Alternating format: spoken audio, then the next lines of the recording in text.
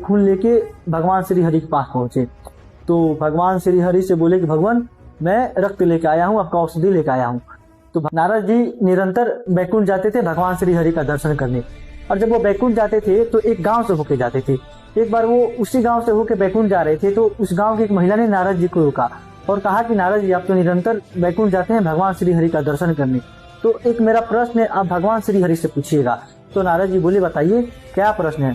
तो वो औरत ने नारद जी से कहा कि नारद जी मेरा अभी तक कोई संतान नहीं है, आप नारायण से पूछिएगा संतान की प्राप्ति होगी कि नहीं होगी, और होगी तो कब तक होगी। तो नारद जी बोले ठीक है, आप इंतजार करिए, मैं उधर से आऊंगा तो पूछ के बताऊंगा। नारद जी बैकुंठ चले गए और बैकुंठ पहुंच के वो भगवान श्री हरि को प्रणाम पाती किए।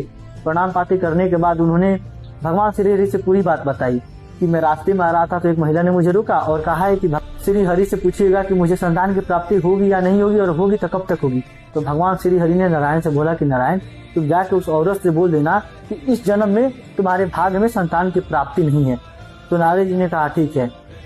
जब नारद जी उधर से वापस आए तो महिला जो है वो बहुत बेसब्री से नारद जी का इंतजार कर रही थी। तो नारद जी ने आके महिला से कहा कि भगवान श्री हरि ने बोला है इस जन्म में आपके नसीब में संतान सुख की प्राप्ति नहीं है। जब ये बात वो महिला सुनी तो एकदम फुट फुट के रोने लगी। समय बीता, कुछ समय के बाद उस महिला के घर एक ऋषि आए और ऋषि ने उस महिला से मधुकर भोजन का मतलब होता है पका हुआ भोजन, मधुकर भोजन मांगा। वो महिला ने उस ऋषि को मधुकर भोजन कराया। भोजन करने के बाद ऋषि ने उस महिला से कहा मांगो क्या चाहिए तुमको। तो बोली कि मुझे कोई संतान नहीं है, आप मुझे संतान प्राप्ति का आशीर्वाद दें। तो ऋषि ने उस महिला को तथास्तु कहा। कुछ सालों के बाद उस महिला के घर एक पुत्र रत्न की प्राप्ति हुई। समय बीत रहा था, वर्षों बाद नारद जी जो है उसी गांव से होकर बैकुंठ जा रहे थे। तो महिला ने नारद जी को रोका और कहा कि भगवान श्री हरि से जाके कहिएगा कि मुझे पुत्र हुआ है। और वो पूरी बात नारद जी से बता दी कि एक साधु आए थे, उन्होंने मुझे आशीर्वाद दिया। जब ये बात नारद जी सुने तो एकदम चौंक गए।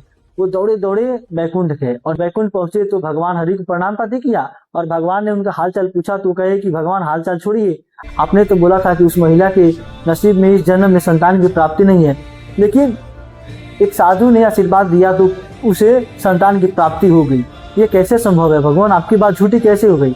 तो भगवान श्री हरि ने नारद से कहा कि नारद अभी मेरा तबीयत खराब है, मुझे औषधि चाहिए। तो नारद जी भगवान हरि से बोले कि बताइए भगवान मैं कौन सा औषधि लाऊं। तो बोले कि तुम ये कटोरी लो और जाओ किसी मनुष्य का रक्त लेके आओ, एक कटोरी, और एक चाकू भी दे दिए।